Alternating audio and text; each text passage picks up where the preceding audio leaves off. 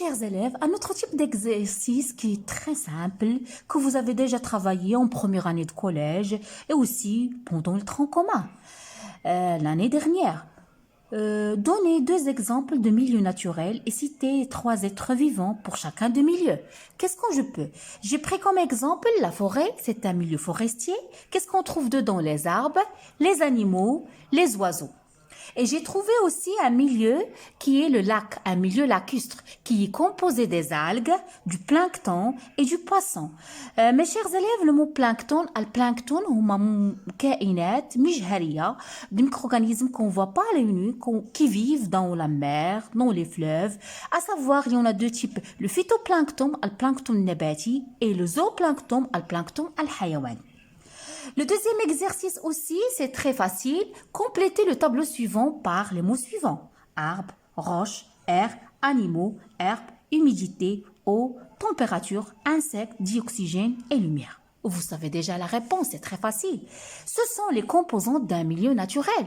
Ce sont les composantes d'un écosystème. On a déjà vu ça dans le cours. Qu'est-ce qu'un écosystème? Il est composé des composants vivants, c'est-à-dire les êtres vivants, les animaux, les arbres, l'herbe, les insectes, que je vais donner le nom, la biocénose. On a vu ça. Biocénose. Ce sont les composantes vivantes d'un milieu naturel. Plus ça. Qu'est-ce qu'on trouve?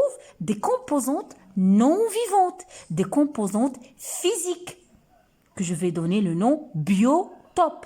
C'est-à-dire les roches, l'air, l'humidité, l'eau, la température, l'oxygène et la lumière. Ce sont les composantes non vivantes. Je passe à la 3e question. Citez les composantes du sol. C'est quoi les composantes du sol? C'est la partie minérale, il y a des minéraux. Il y a la partie organique, il y a la partie organique à savoir l'humus, الذبال, l'asmida. Il y a la partie liquide, c'est l'eau. Et il y a la partie gazeuse, c'est l'air. 4 composantes qui composent le sol. Exercice 4, répondez par vrai ou faux devant chaque suggestion, devant chaque affirmation. La production du sol se fait par le surpâturage. C'est faux. Le surpâturage, il n'est pas bénéfique pour le sol. La surexploitation du bois de forêt, c'est faux. L'alternance des cultures, oui. Si on alterne des cultures, chaque année on fait un type de culture, c'est très bien pour le sol. L'utilisation excessive des engrais, l'utilisation exagérée des engrais, l'asmida. Donc ça, c'est un effet néfaste pour le sol. Réaliser un schéma annoté d'une cellule, c'est l'exercice 5. Une cellule, là je vous ai fait une cellule animale, composée d'une membrane cytoplasmique, d'un noyau et d'un cytoplasme, c'est très facile. Puis, le schéma suivant montre une coupe longitudinale. Le schéma dernier, une coupe longitudinale d'une fleur. Je vous demande d'annoter. Regardez ces verbes-là. Annoter ou bien légender, c'est-à-dire donner des noms. Ça, c'est quoi? Ce sont les pétales. Petit 2, c'est le filet. Petit 3, c'est le style. Et petit 4, c'est le stigmate.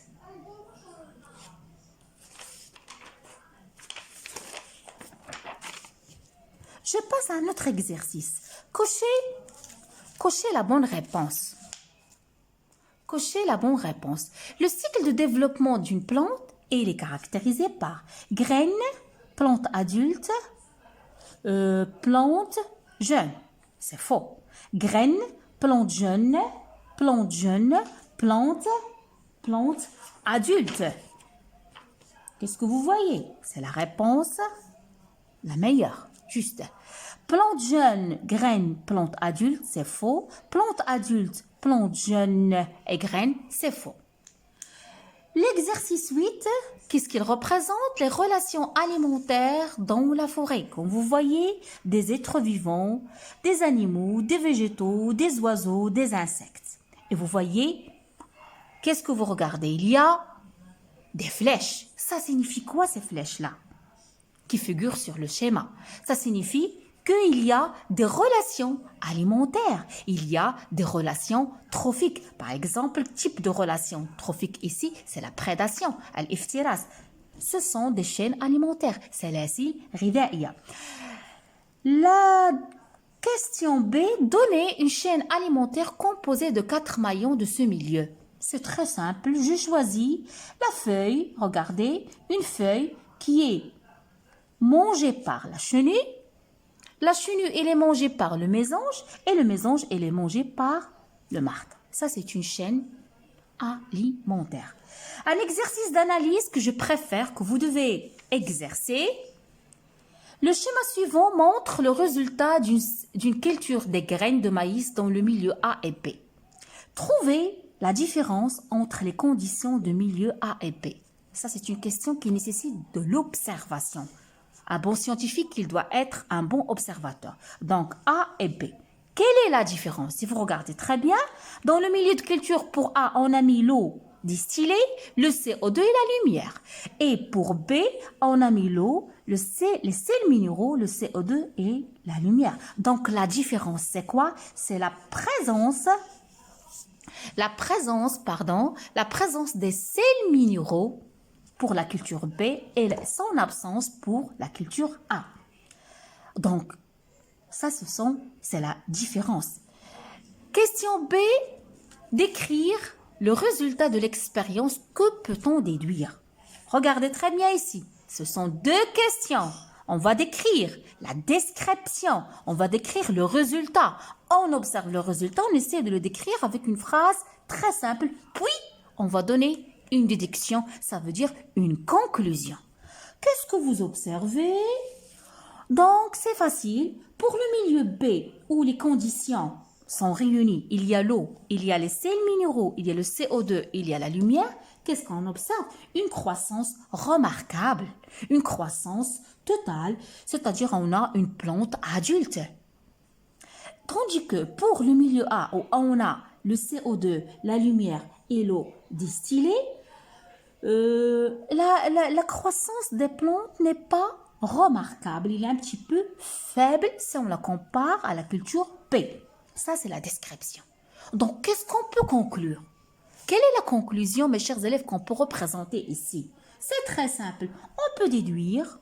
Regardez qu'est-ce que j'ai utilisé. On peut déduire. Comme je peux dire, on peut conclure.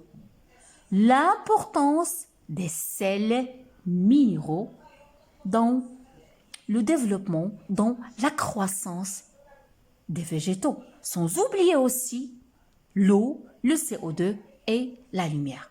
J'espère, mes chers élèves, que à travers cette série de soutien que j'ai fait avec vous, cette série des exercices qu'on a corrigés, qu'on a pratiqués, que toute chose que vous n'avez pas compris maintenant est réglée et que vous n'aurez pas de problème dans les séances qui arrivent, Inch'Allah. Donc, je vous souhaite bon courage, travaillez bien. Abonnez-vous à ma chaîne, laissez-moi des commentaires. Si quelqu'un a des problèmes encore, qu'il me laisse dans les commentaires. Partagez, laissez-moi des likes. Je vous adore et à bientôt.